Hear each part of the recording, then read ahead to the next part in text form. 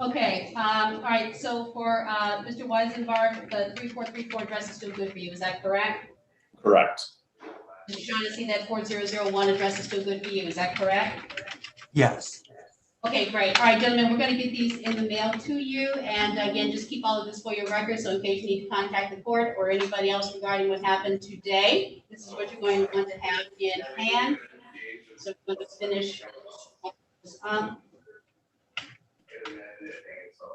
Okay, essentially, we're just putting parties agree to dismissal, both parties present plaintiff's motion to dismiss, so that you'll both get a copy of this. And again, just keep it for your records in case you need to refer to it at any time in the future. Mr. Weisenberg, is there anything further before we conclude with you? No, thank you. Okay, Mr. Shaughnessy, anything further before we conclude with you? No, thank you. Okay, thank you both gentlemen very much. Take care, be safe, okay? Thanks a lot, you too. Thank you, Eric. Bye. Okay, now, back to the McKinleys. Okay, stand by. We're just gonna check and make sure nobody else is in the room. Do we have parties on Bowie, Conway, and Conway? We have parties on Trinsa v. Johnson. Trinsa v. Johnson. Okay, back to the McKinleys. Okay, we have both of you here. I'm sorry, I didn't hear you. You did just say Trinex versus Friday Johnson, correct? Yes, I'm sorry. I'm here. Okay, hang on one second. Are you Michelle Davis? I am. Do we have a is it Trinsexa? It's Trinex. Trinexa. Mhm. Okay, got it. Okay, hang on. Here's what we're going to do.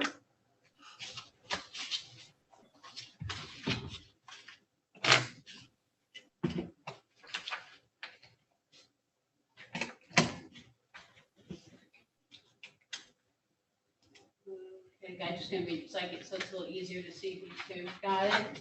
Okay, here's what we're going to do, Ms. Davis, thank you for joining us.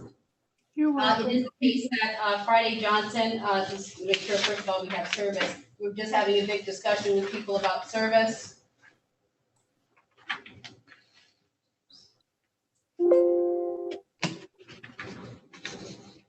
Okay. Let's see.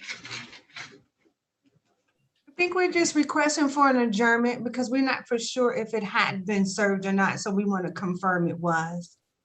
Correct, yeah, and thank you for bringing that up because it is the case, of course, looking through the file here, it looks like your process server went on February 17 and they were unable to get a successful service. So here's the thing, if it is the case that ultimately you're going to end up, I mean, we're going to adjourn it anyway, but if it looks like you're going to end up having to pursue alternative service, we're welcome to do that. Let's take a look. Now with yours, I think we got to do a couple of things. Okay. Because yours is running right up on the edge, because next week it actually, your affidavit expires, so since you're gonna have to go through one of two things, either you're gonna have to have your process server keep trying to, either, you may have to try to find a better address for the person, so your process server can get service done, or an alternative, your process server either way has to do 2 more attempts before you can apply for, make a motion for alternative service, okay? So that's where you're at right now, but next week your affidavit expires, so what we're going to do is adjourn it. Hang on one second. We need a separate count sheet to do a separate motion and fix up and extend the affidavit. Talking about a little blue hair sheet. Yeah, that has. I don't think I ever want to do it. Okay, I guess the next thing would be. Here we go. Okay, here's what we're gonna do for yours. Ms. Washington.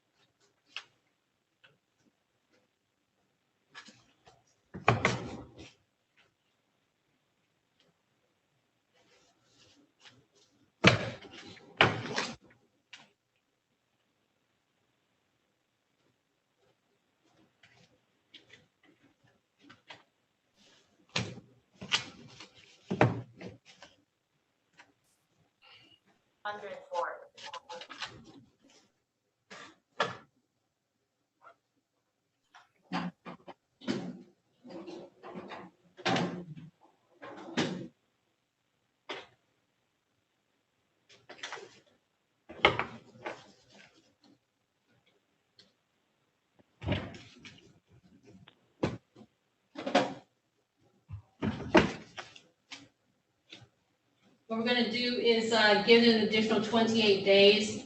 And that should give you enough time to, one, either have your process server do 2 more attempts and maybe they'll be successful, or maybe you have an opportunity to get a better address. And then complete this, the alternative is if, after you complete the 2 more attempts, so you need 3 attempts total. If your process server is unsuccessful, your process server will submit paperwork the way that they have here with the 1 attempt. Back in February, I think it's February. Back in February 17. So they have to do 2 more attempts, so there are 3 total. And then if your process server is unsuccessful, then your process server will submit the paperwork for the 3 attempts. Also, in the meantime, your company or you will have to contact the post office, the post office to get a verification of, it's called a POV, or verification of, post office verification, or POV, which is to verify what is a good address for the person. So you Okay. basically get that address, and you'll find out from the post office if that is in fact a good address for them. The post office will tell you yes, no, here's a forwarding address or whatever. So they give you an update on where did the person go, or where they can be, not where they can be found, but is the address good that you have? Okay. Okay. One, you want to, you want to get that post office verification, and in the meantime, your process server has to try 2 more times to complete service. Okay. So each of the POV and the 3 attempts with your process server, and then you can submit that if need be for a motion for alternative service, and then you submit that. But you need those 2 things in place in order to do the to get the alternative service. No problem. Okay. So here's what we're going to do. So we're going to go.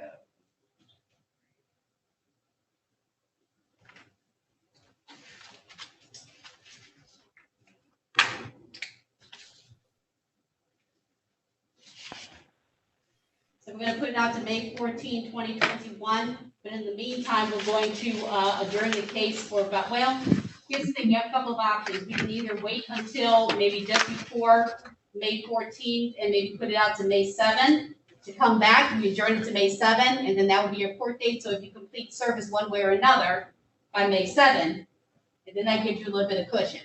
Yes, can we do it for May 7th, please? Okay, so May 14 is your deadline to get the service done, so we've extended your affidavit. Correct. May 7 is going to be your day to come back, Okay. and one of a couple of things will have worked out as far as completing service.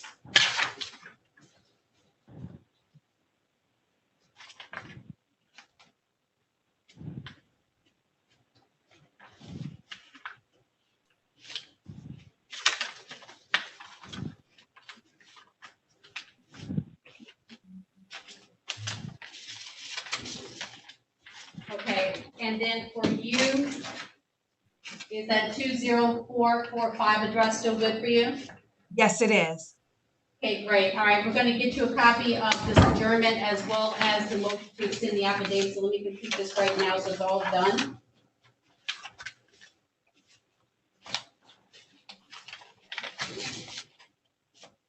Okay, now mind you, you're going to see 2 different dates. One is May 7, that's the day that you actually come back here. Okay. So that service done, we're good, and we'll go from there once you've got service done. May 14 is the actual deadline for the affidavit before it expires. Okay. Thank you so much. Those 2 in mind, so I'm going to sign off and get this out to you. Okay. And just look at this in the mail. And we are all set for this at this time. Thank you so much. Appreciate Thank you. coming. You have a wonderful day and stay safe. Bye-bye.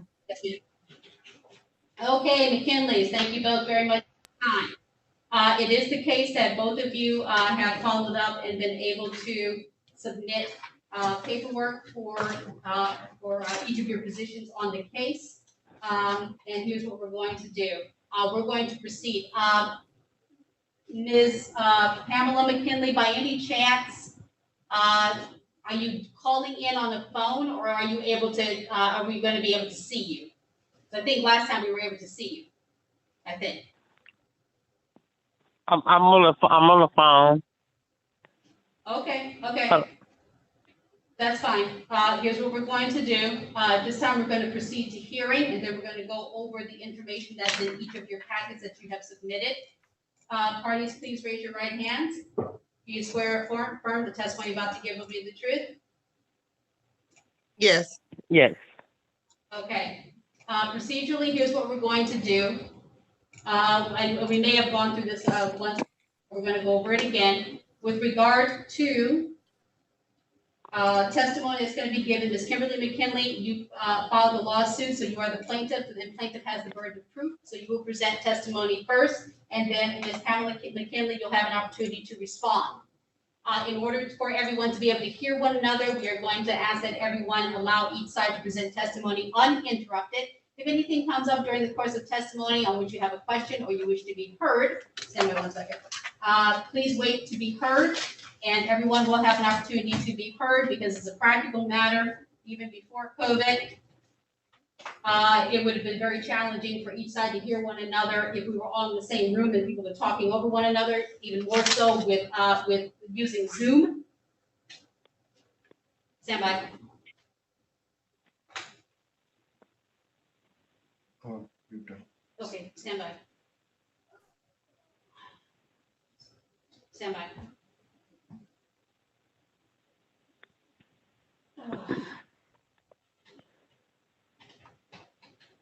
Stand by. Or you just hit mute on the remote. Okay, stand by.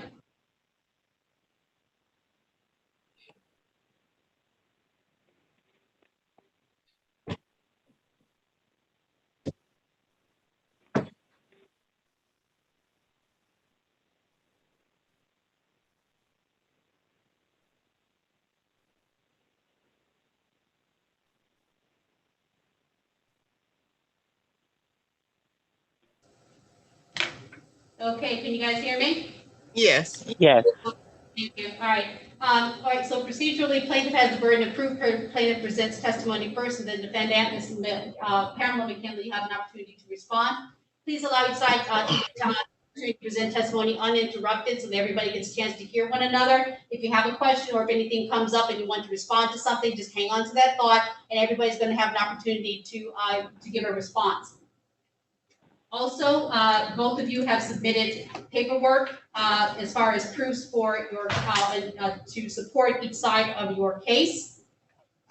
Be advised that again, well, actually, hang on 1 second. Stand by. You have this? Yes. Okay.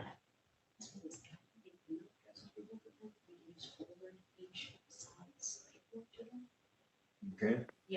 Okay, ladies, also one other thing, I'm going to finish walking us through our protocol, but in order to keep things moving today, we're going to both give you a telephone number for the court. I want you to call the court and give us an email address for each of you because both of you have submitted paperwork, and then this way we can forward each side's paperwork or proofs to you so that both of you will have access to the same information on each side.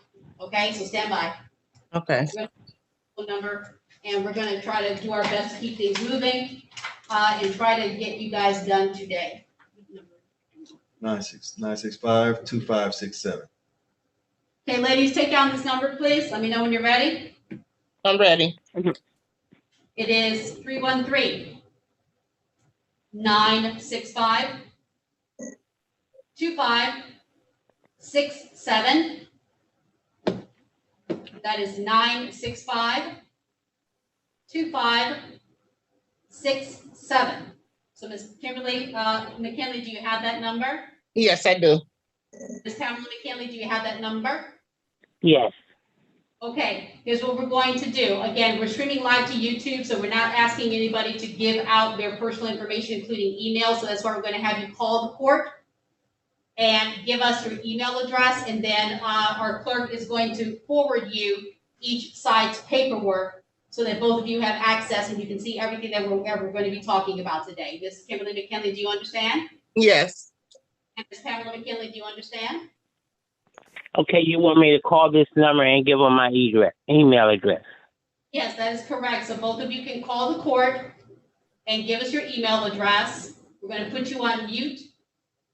Well, we're going to put both of you on mute so that your personal information doesn't get out. So if you're going to be calling it, then in the meantime, the court can address a couple of other matters. We have one other case with another party, and the court can speak with them shortly, okay?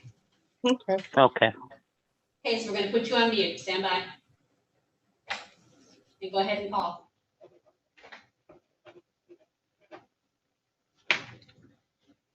Okay.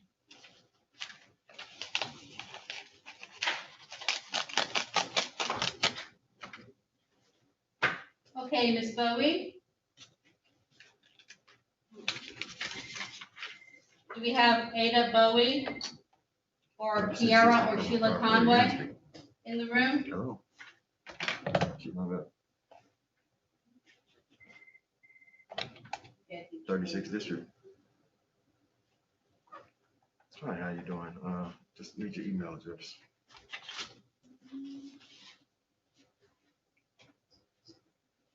Hold on one sec.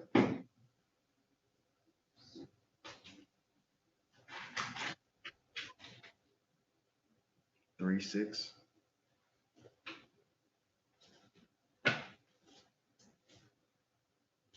Okay. Appreciate you.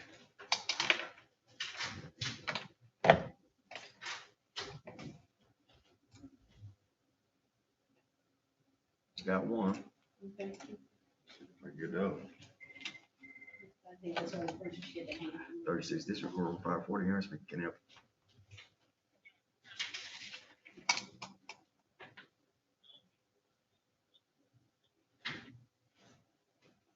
Correct. I'm ready.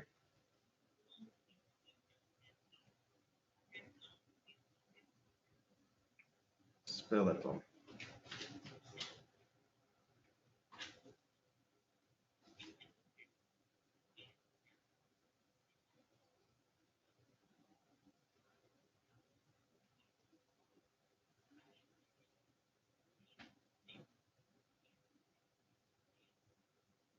Okay. All right. You'll be receiving it momentarily.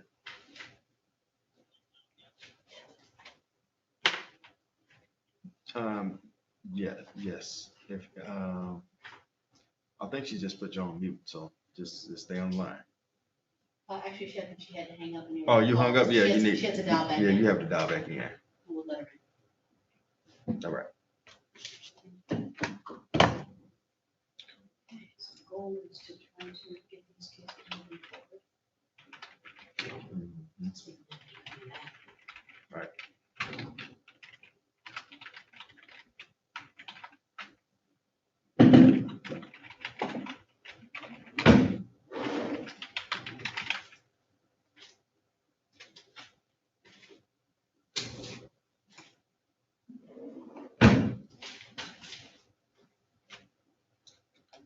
Just have a quick question.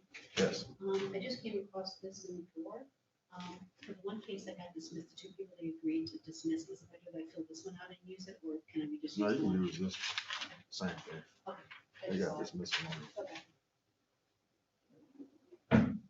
Okay, that's her. That. Okay, it went through, so they should all have a copy of everything. Okay, thank you. Okay, thank you, ma'am. All right, stand by. Ms. Kimberly McKinney is going to be joining us. I had her on mute. Okay, can both of you hear us now? Kimberly Yes. McKinney? Thank you both so much. Yes.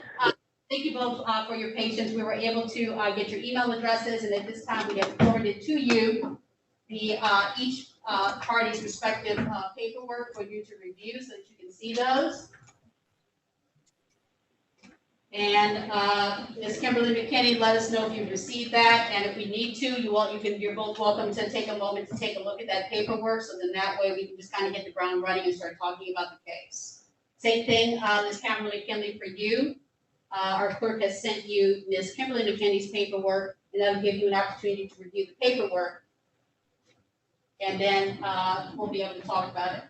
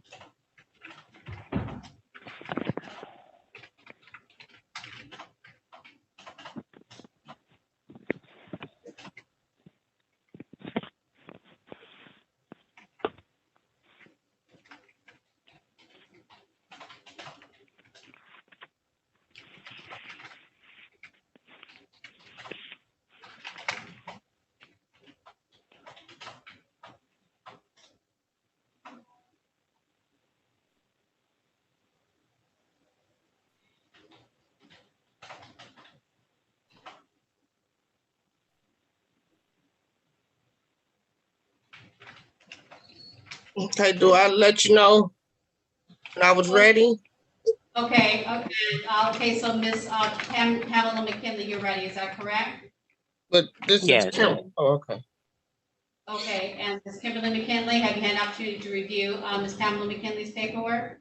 Yes, and Okay, stand by 1 second. The court just needs to finish up something really quick and then we'll be able to get to your hearing. Stand by. okay.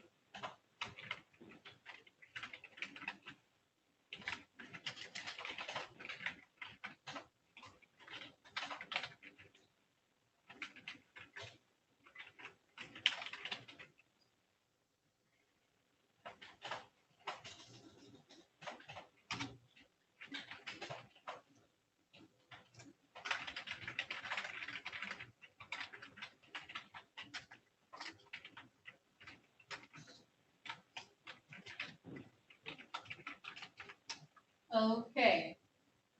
Now, Ms. Kimberly McKinley, you've heard, Ms. Kimberly McKinley, now that both sides have had an opportunity to review each side's paperwork, we're going to proceed. Ms. Kimberly McKinley, you are suing for $5,991.84, indicating that the cause of action is from May of 2020 to the present.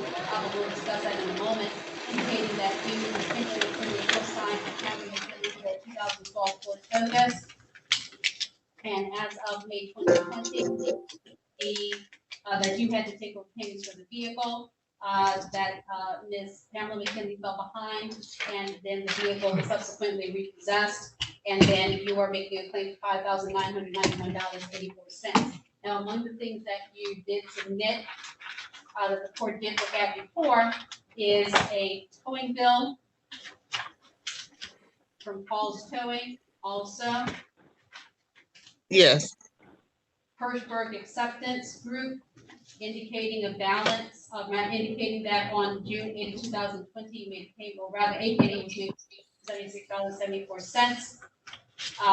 Another payment plus interest. And then ultimately, there was a balance of these as of that date, $4,372.51. And then also a payment made on July 16, 2020, $477.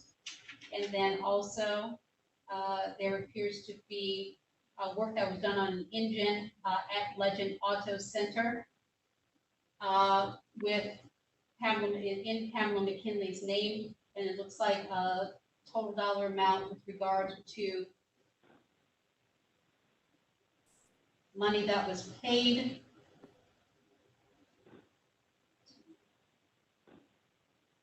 Of just over $1,600.05 plus costs. Also, there is, you've submitted a title at the time of the purchase of the vehicle for this 2012 Ford Focus. And the purchase and delivery date was March 14 of 2019. That's everything that you submitted. Okay, so Ms. Kimberly McKinley, the court does recall that you were a co-signer on this vehicle. It was a Ford Focus intended for use by Pamela McKinley, is that correct? yes, Okay, and again, the court did read in your affidavit that you co-signed for the vehicle, but the vehicle was intended for use by Ms. Pamela McKinley. Ultimately, that your position is that you took over payments for the vehicle, and ultimately the vehicle was repossessed, is that correct? yes, Okay, and the total dollar amount that you're claiming is $5,991.84, is that correct? yes. Okay, so the court, and again, the court has read over your paperwork, so in general, what does that break down? What, I mean, if you can break it down to rough numbers, the $5,991 and change, what is that totally based on?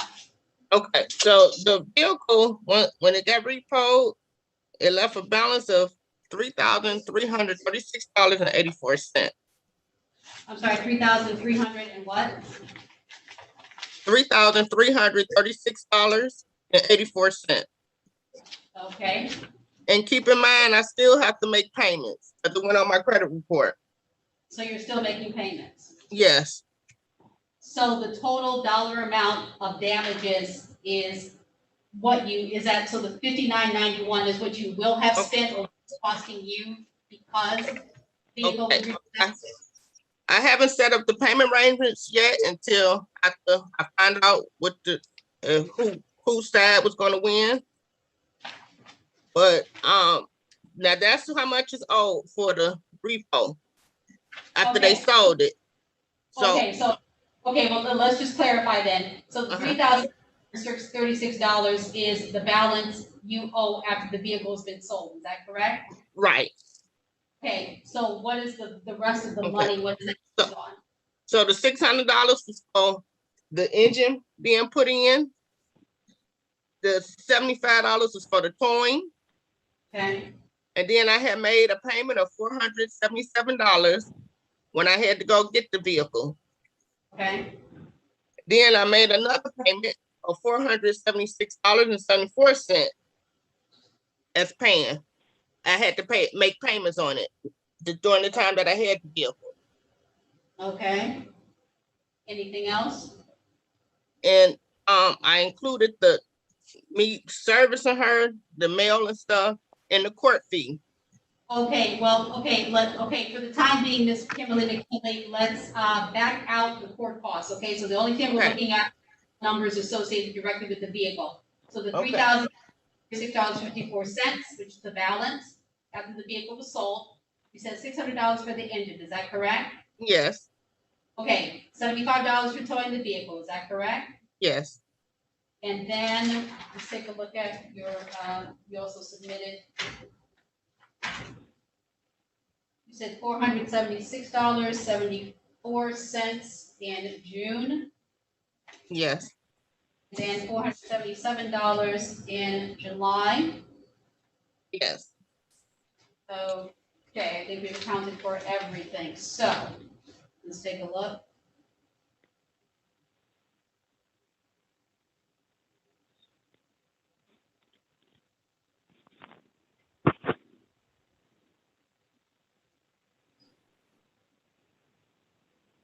Okay. Just so that you're aware, ma'am, with the numbers that you gave us, the quote's coming up $1,965.29. Does that sound right? Okay, yes, Okay. So that's the dollar amount that you're alleging in damages, okay? okay. Okay. And, okay. Now, Ms. Kimberly McKinley, is there anything further at this time? Okay, now, yes, I did read the letter that my aunt had sent. Yes, me and her son had communicated about he was getting a vehicle. He had gave me $600 at the time for the engine. And I gave the $600 back to him because me and her son, he didn't come to agreement. He was trying to get the vehicle and the vehicle didn't start. So that's how the car had got towed and I had got the engine put in. I had gave him his $600 back. Okay, and so so let's refer to the $600, which was paperwork from $600 for the cars at July 7. Yes, Okay, and it says, and there's a note on there that says this is the $600 my son paid her. Is that Yes. what you're? Okay. yes. When did you give the money back to your son, your nephew? Okay. Well, that would be my cousin. Let me grab my phone. He cashed after to me and then I cashed after back to him. Oh, let's see there.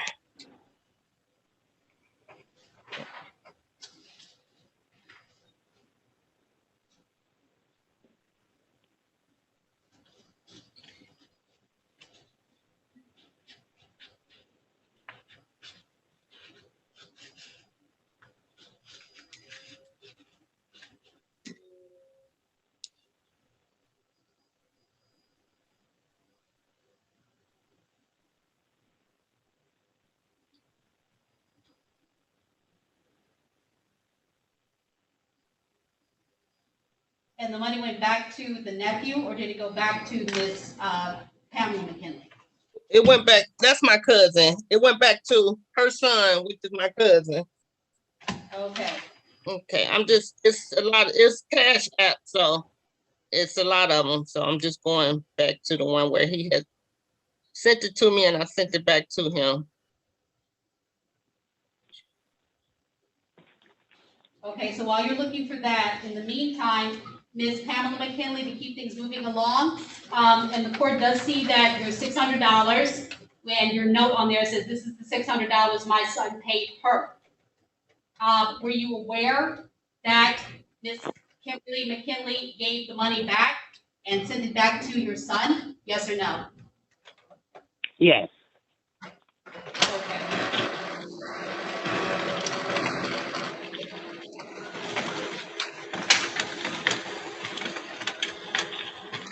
I sent that back to him on June the 13th, 2020.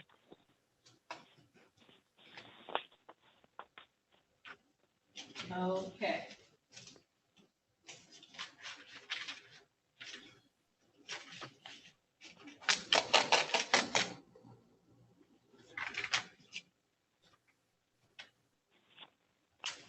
Okay. And, okay, Ms. Kimberly McKinley was still with you. Is there anything, further? So your position is that you paid $600 for the engine, is that correct? Yes. Okay. Is there anything further? That's it. I mean, I just want to say, as far as the vehicle being sold, you know, that finance company, they keep calling me to set up payment arrangements. So the majority, when I do get the money, that's money is just going to get that vehicle. Okay, so let me ask you this, ma'am, because you understand, because here's the thing, and this is on both sides, the court is addressing both sides, and it's not meant for anybody to respond. But anytime that parties sign on a contract, both parties are responsible.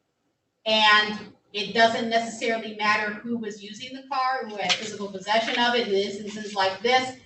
If the intent was for Ms. Pamela McKinley to have the benefit of use of the car, and something goes wrong with the car, both parties are responsible for whatever happens with the car. The other thing too is that what complicates things is that both of you signed for the vehicle. Say, for example, only one of you got the car, and it was, the contract for the car was only in one of your names. If the bottom fell out of that car the next day, you're still responsible for that car. So it just so happens that it's further complicated by the fact that you both went in on the purchase of the vehicle, you signed a contract, and it does not matter if the car is running or not, if there are difficulties with the car or not, both parties are equally responsible for payments on that vehicle. So, and essentially what has happened is what's happening now. Once the payments are no longer made, doesn't matter who, as far as the company is concerned, the car company is concerned, if the payments aren't getting made, the vehicle is going to get repossessed. They're going to pick it up, and then they're going to sell the car to recoup their expenses. And again, it leaves both of you in this position of having to deal with the car. So even if it wasn't both of you, you'd still be dealing with the issue of whether or not, it doesn't matter if the car was running properly or not. And it sounds like both of you have, and basically Ms. Kimberly McKinley, if the court used it correctly, your understanding is that Ms. Pamela McKinley was going to be responsible for paying for whatever was associated with the vehicle. But then it just so happened that the car wasn't running properly, and that added to difficulty because the car was not running properly. Okay? So the thing is, I'm sorry. Oh, I was just saying, okay. Okay, so that's just to clarify that, okay? It's just that it's further complicated by the fact that both of you ended up being co-signers, you ended up co-signing on the vehicle. And yes, it is the case that a company is entitled to go after either party. And because Ms. Kimberly McKinley is the case that the company has opted to go after you with regard to recouping their costs, your remedy is to contact the other party to get the money back, because it is Pamela McKinley who is receiving the benefit of having a car. Okay, so that's where it leaves us. Okay. Okay. So it sounds like, again, another wrinkle is an issue with the car was not working properly, so the vehicle had to be repaired. And again, the person who benefits from the repair of the vehicle, one way or another, is Ms. Pamela McKinley. So ultimately, because again, Miss Kimberly McKinley, your purpose was to be there to basically secure the other party getting, Miss Pamela McKinley getting the vehicle or the benefit of the vehicle. That was your role in all of this. And it sounds like the agreement or the understanding was that Miss Pamela McKinley would be responsible for everything having to do with the car.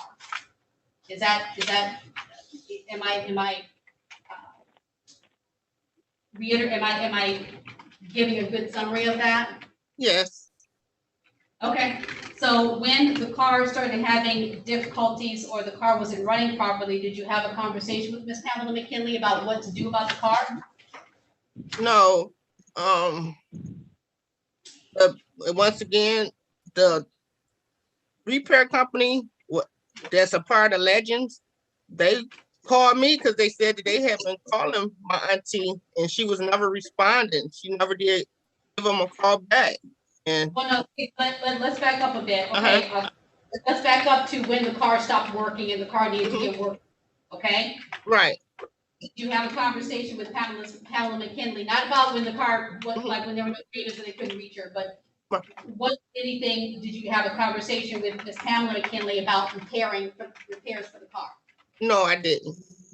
Okay, Because at that time, her son had stepped in. okay.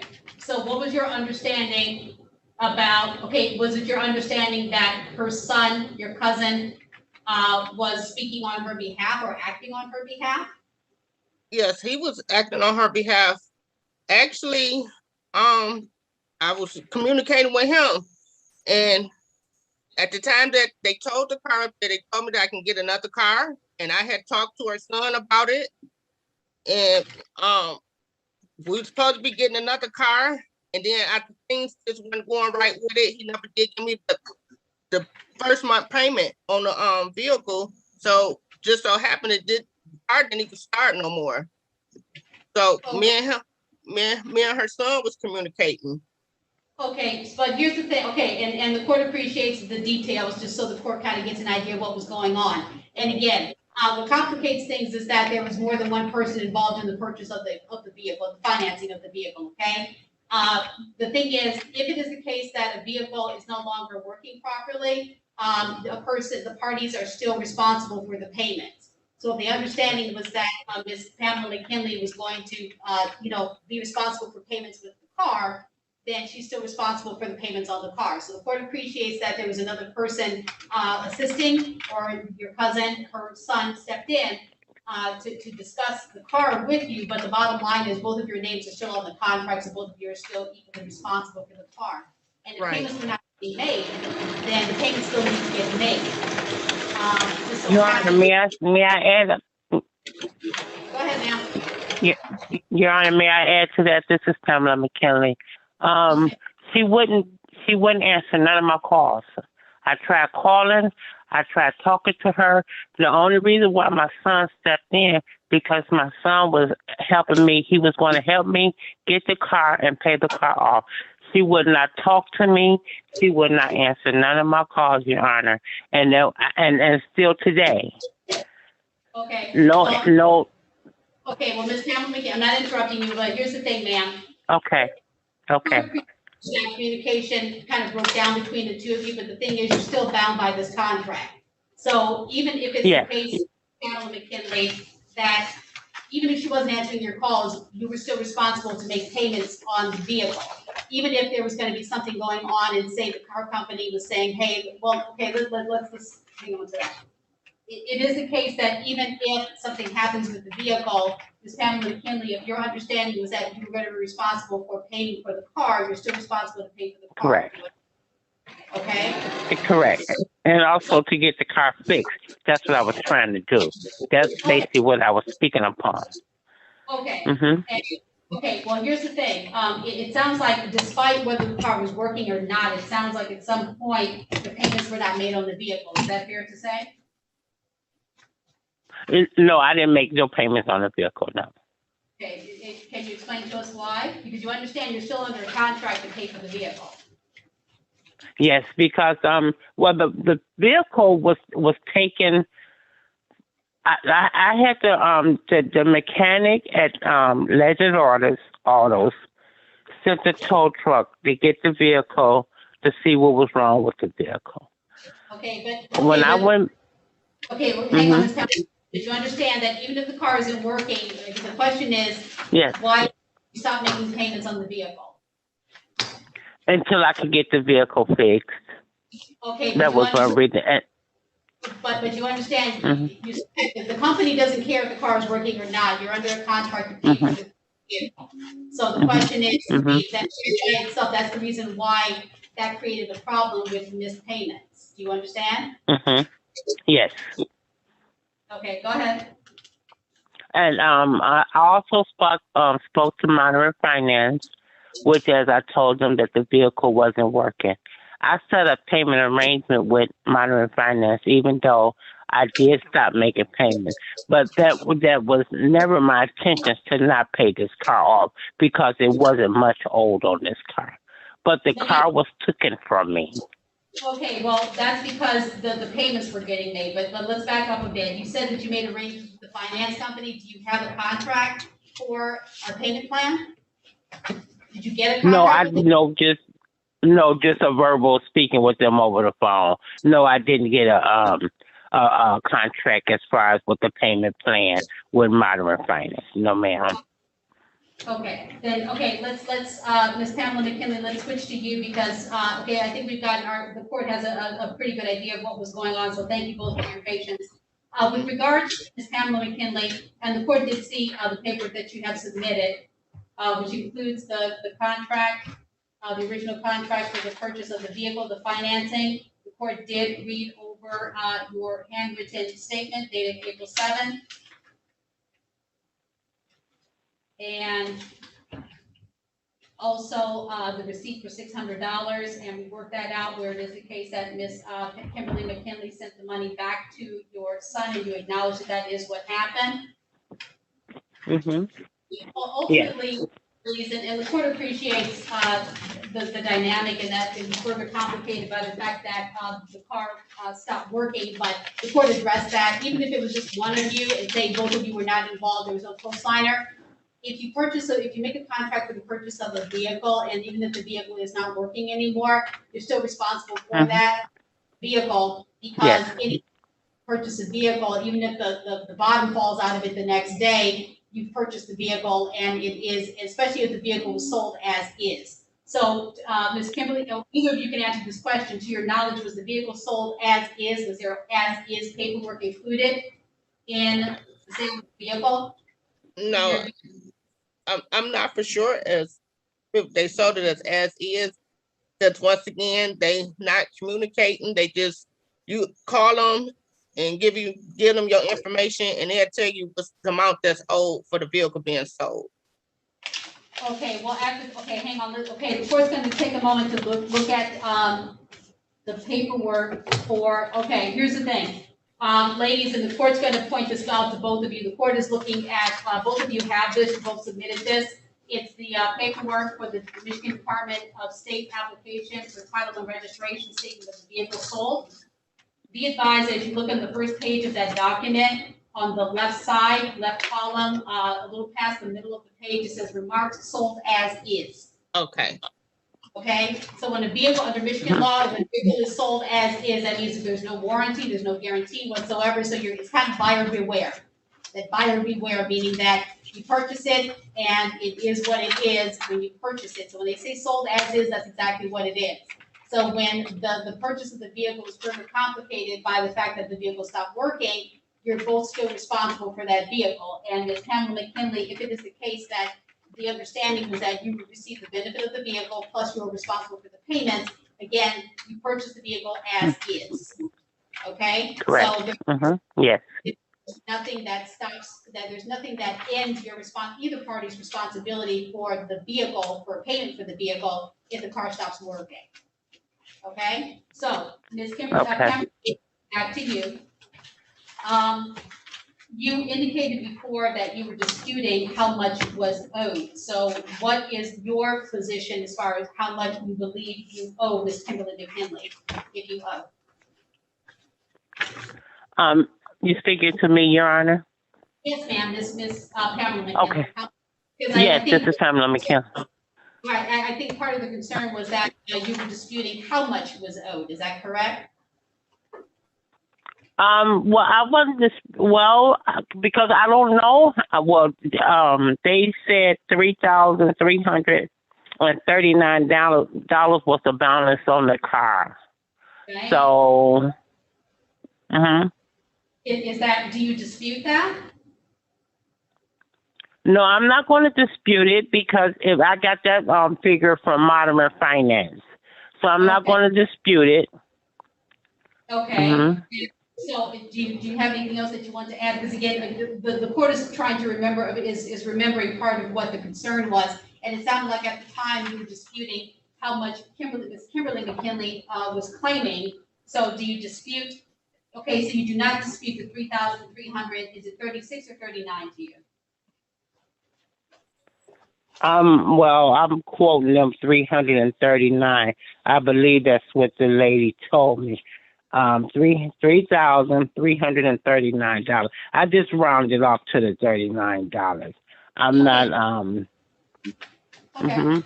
Okay, so the other question So- is, so if you're not disputing that, Mhm. is there anything else or anything else that you wanted to add or anything else that you were disputing at this time? Say that again, Your Honor. I can't hardly hear you. Are you disputing anything else at this time? So that you. Oh you yes, agree- I'm. You agree it's 3,300, well, we're gonna just stick with the 3,336.54, okay? Okay, Okay. but these, you- but the, ahead. it's breaking up. I can't. Go ahead, ma'am. The other figures I'm disputing because well I know I'm not supposed to quote what no one says, but Modern Finance said no payments have been made on this vehicle. So I'm Well- disputing the. Okay, so here's the thing, ma'am, you have received, in your packet, in your email, there's a receipt, for dated June 8th, 2020 for Hirschberg acceptance. Did you receive that?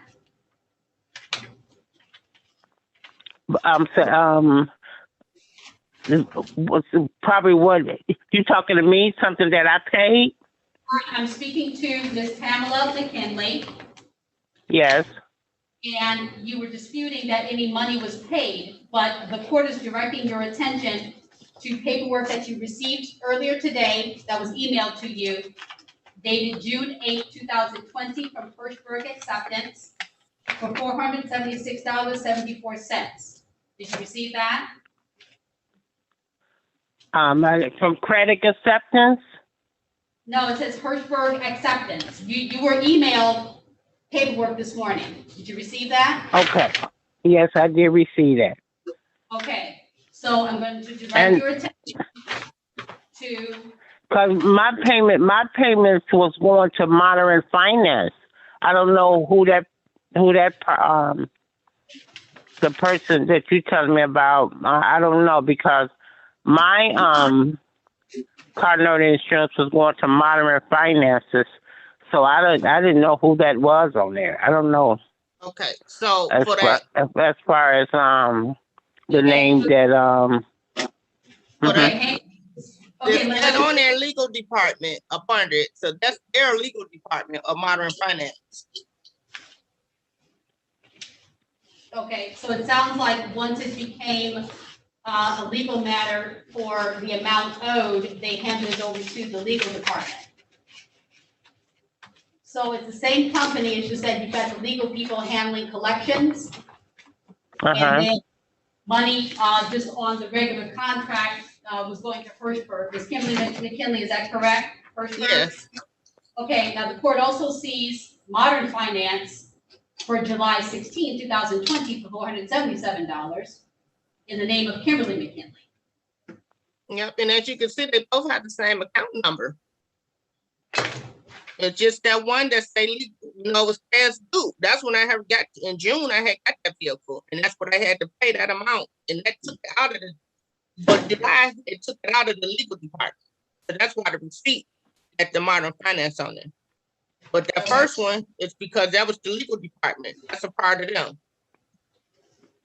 Okay, so now that we have clarified that, Ms. Pamela McKinley, do you understand the difference between the two? Same account number, it was just different departments handling the acceptance, basically collecting the money? Yes, Your Honor. Okay, so the only thing left is the $600 regarding the engine. Ms. Pamela McKinley, do you have anything to address regarding that? Well, as far as the engine, that $600 for the engine, the Legend Motor mechanic should explain to me. It cost $600 for the engine. When I call back, it was about I get nothing. They say she came and got it. Take it over with her. Talk to her. They never even said anything up to me about paying for the car, the $600 for the car. Even though I paid what my son paid for the car to be towed up there. Is just where she got it from, up at Legend Motors. Okay, well, So I don't know. So was the car towed twice? Was the car towed twice or once? As far as I say, there was no communication with me and her. Mom, the mechanic at Legend Motors, when I called him to ask him, can he fix the car, because my son was asking me to get it fixed and pay it off. Legend Motor mechanic, which is named Mike, he said, I got a guy to come and tow the car. He came and towed the car. My son paid $100. They towed the car up to Legend Motors. Within a week, I don't know why they didn't call me. They had my number. They could have called me. But within a week, I called him back because my son was like, call and check on the car. When I called back to check on the car, the mechanic at Legend Motors said, Kimberly came and paid for the car. She got the car. Talk it over with her. Talk it over with her. I have nothing to say. I was like, but I towed the car up there so you can see what was wrong with it so I could get it fixed. I was under the impression that they drove the car. She drove the car home. Yes, I did. She drove the car to her house. So the car was repaired? I don't know. Hang on, Ms. Kimberly McKinney, the car was repaired? It was repaired. No. They put the engine in, but it was still something going on with the vehicle. So at the time when her son had me and him communicated, he came to get the vehicle. The car wouldn't start, so they're gonna find out the battery had died. But they told it from my house to back up to Legend Motors and told me that the battery had died. They didn't charge me nothing about putting another battery in it.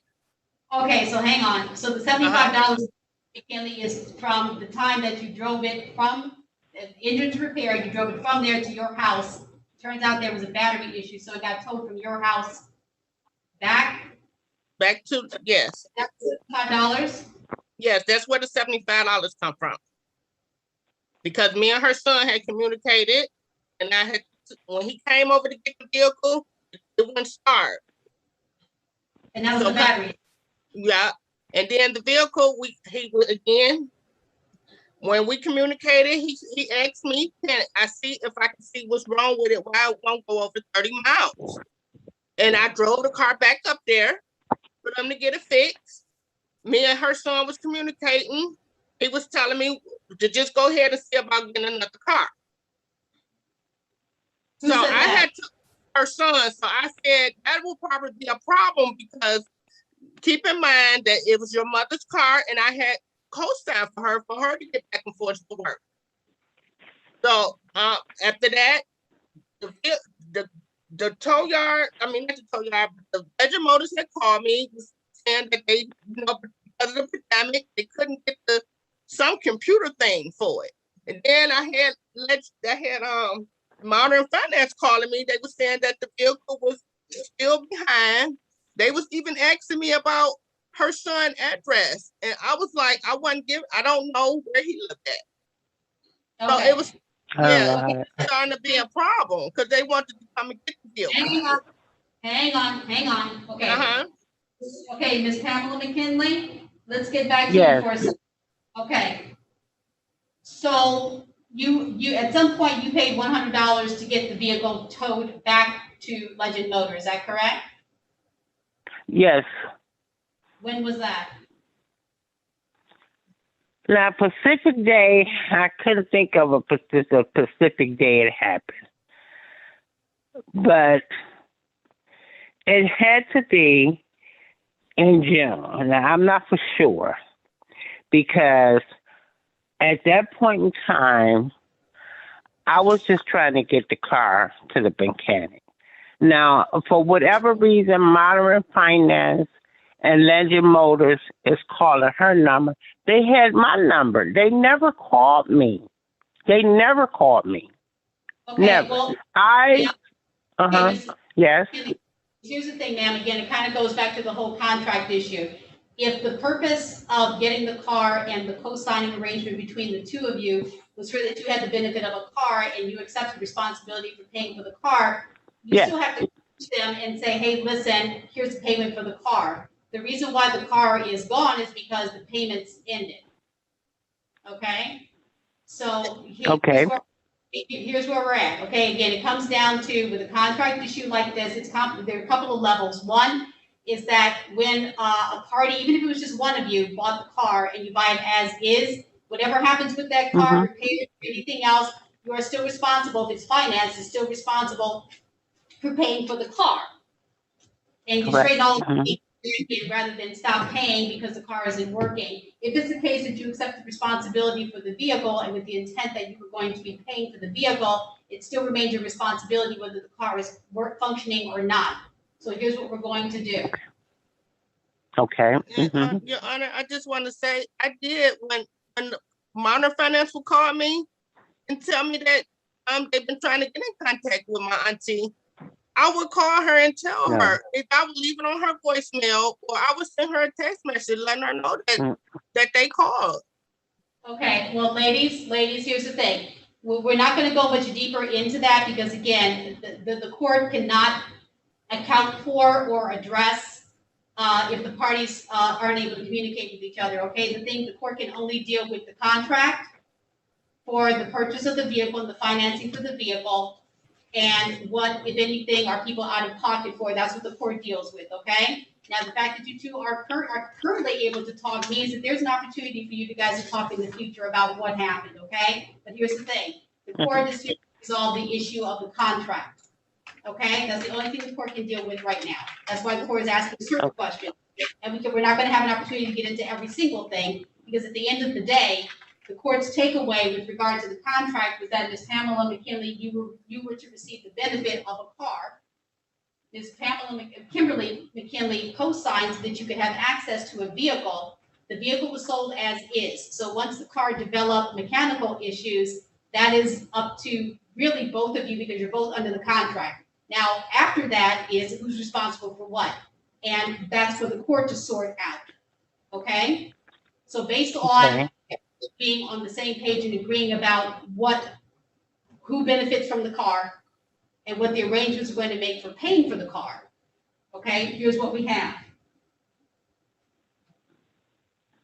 At this time, Ms. Pamela McKinley, you do not dispute the dollar amount that was the balance owed after the vehicle was repossessed and sold for $3,300. We're going to go $3,336.54. That's to your benefit. You acknowledge that you stopped paying on the car because the vehicle was not working. And so there were two missed payments that Ms. Kimberly McKinley did pay for. Also, there was $75 that Ms. Kimberly McKinley paid for, but also the court did hear you, Ms. Pamela McKinley, when you said you paid $100.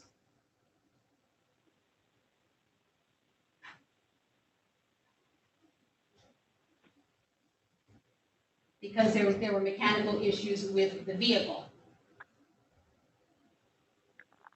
Also, the court acknowledges that both parties were not in agreement with regard to repair on the vehicle. That's still at issue. And it sounds like Ms. Kimberly McKinley in an effort to get the vehicle up and running again, did pay money, but did not consult with you, or rather the parties were not in agreement about how to get the repair done.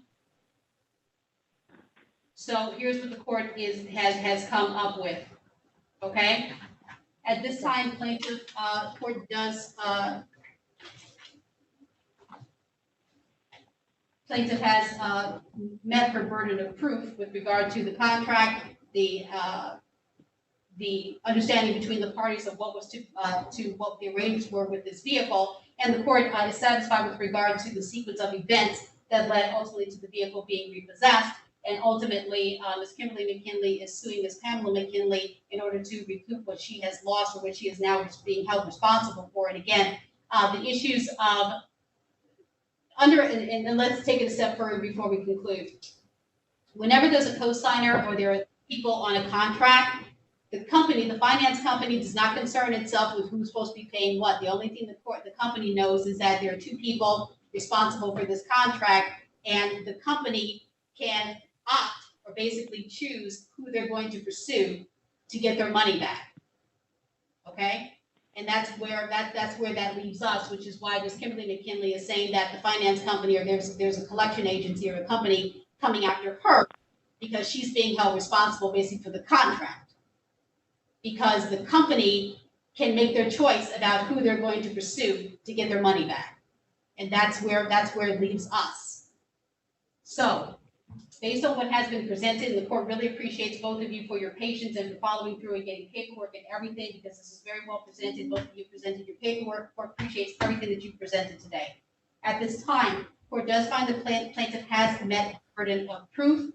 The court is accounting for the tow that Ms. Kimberly McKinley did pay the first time. The court is also accounting for the tow that Ms. Pamela McKinley accounted for. So the court is accounting for everything. The only thing that the court is not including in the judgment, plaintiff has met her burden, so plaintiff is going to get her judgment. The only thing the court is not including is the $600 for the engine. Therefore, a judgment for the plaintiff in the amount of $4,265.28 plus court costs. If either party is dissatisfied regarding today's decision, each party has 7 days from today's date to make their appeal. And if you want to make an appeal, you would contact the civil division of the small claims division of our court, and they can walk you through the process of the appeal and how to make the appeal.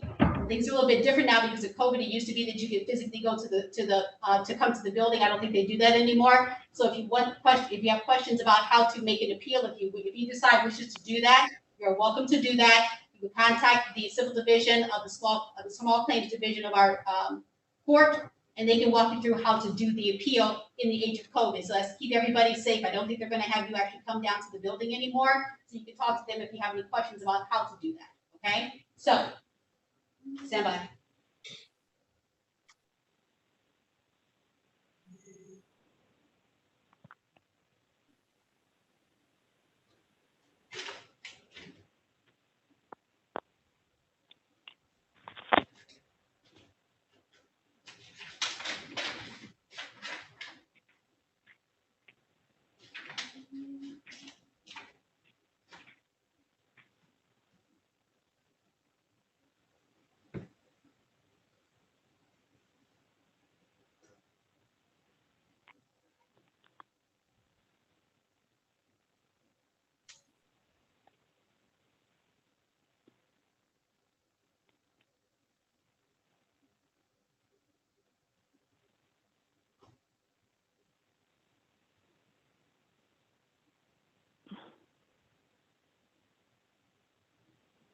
And if everyone's addresses are still the same, Ms. Kimberly McKinley, you're still at 22490 address, is that correct?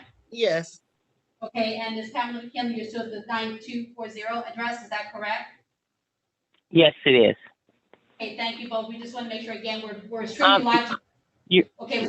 Your Honor, I have a question. Yes, Your ma'am. Honor, I have a question. Okay, the figure that you gave me, so I just pay that to the Monterey Finance, correct? No, ma'am, that is money that you paid to Kimberly McKinley because she is the person who's out of pocket. So She's- this money is paid, so, paying this money off to her, that's not paying the car off? Well, here's the thing. The finance company or the collection agency is coming after Miss Kimberly McKinley for this money.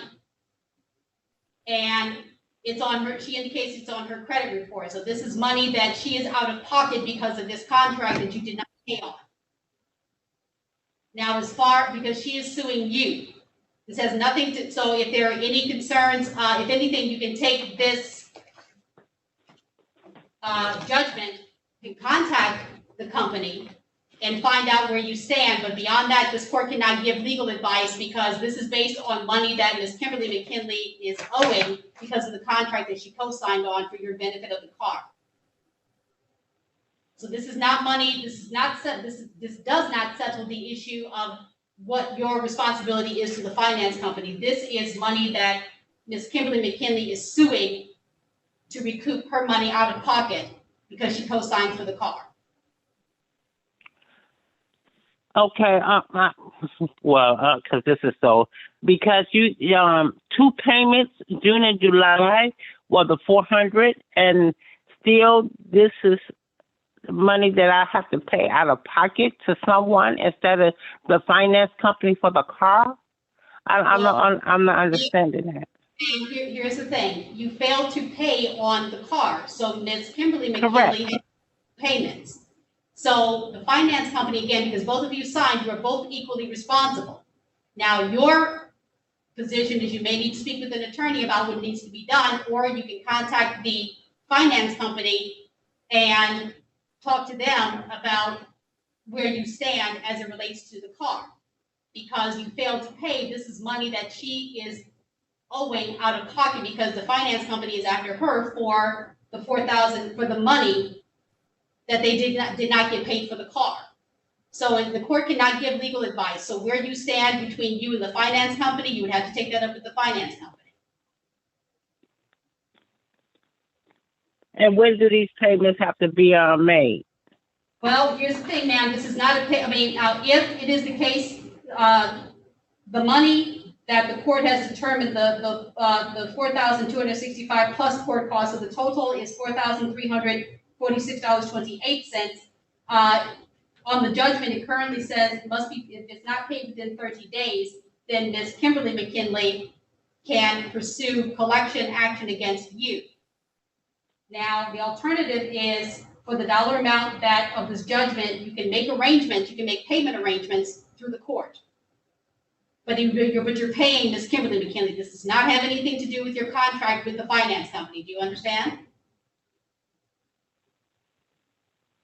Okay, so I still have to make payment arrangements with the finance company too, correct?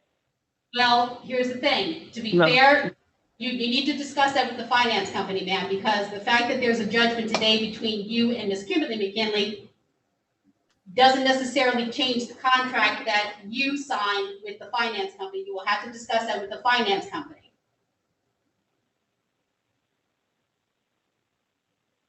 Do you understand? This has nothing to do with the finance company. I'm not. Okay, ma'am. No, I'm not. Okay, ma'am, here's the thing. When you and Ms. Kimberly McKinley signed that finance agreement, you were both responsible. When the Okay. payment was made, the car got repossessed, the company sold the car to get some of their money back, and the balance that is owed, they're coming after Ms. Kimberly McKinley to pay that money that is owed. For whatever reason, the Okay. finance company is choosing to go after Ms. Kimberly McKinley rather than you. So because Ms. Kimberly McKinley has to pay that money to the finance company, Ms. Kimberly McKinley is suing you to be made whole, meaning so that she gets the money back that she has to pay on this contract. Okay. So, Okay. to be fair, this court cannot answer that question about what happens between you and the finance company. You will have to contact the finance company and discuss with them what has happened today. Also, you're going to receive a copy of this judgment, and you can discuss with them where that leaves you in terms of the contract. Or you may need to speak with an attorney about what needs to be done as far as your responsibility on the contract. So this just has nothing to do right now with what money you owe to the finance company. This court cannot answer that question for you. You understand? Okay. Okay? So if we're going to make payments on this judgment, this is only as the money, the judgment that the court has given to Ms. Kimberly McKinley. It has nothing to do with money owed to the finance, that you may owe to the finance company because your name is on the contract. So you will have to Okay. contact the finance company to find out where does this leave you. But any money paid as to this court case today is strictly between you and Ms. Kimberly McKinley, Okay. okay? So, just to Okay. clarify, I'm gonna mail you your paperwork, okay, we have your addresses, and that concludes everything, ladies, both, thank you, very much for your patience. For all of this, well done with regard to submitting your paperwork, and we're gonna get this out to you very shortly, and at this time, we are concluded. Thank you both for your time. You're welcome. Thank Have a you. good day.